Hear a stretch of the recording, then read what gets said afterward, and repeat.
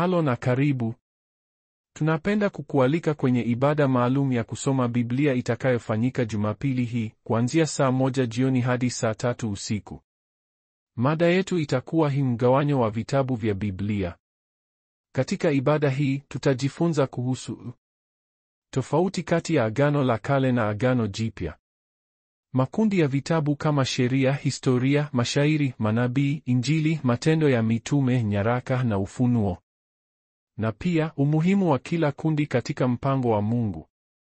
Hii ni nafasi ya kipekee ya kuelewa Biblia kwa undani zaidi na kujifunza jinsi ya kuisoma kwa kuelewa mpangilio wake. Usikose. Mwalike na rafiki yako, tujifunze pamoja neno la Mungu. Kumbuka, Biblia inasema, neno lako ni taa ya miguu yangu na nuru ya njia yangu. Zaburi 119 mstari wa 105. Tunakungoja kwa hamu. Karibu sana.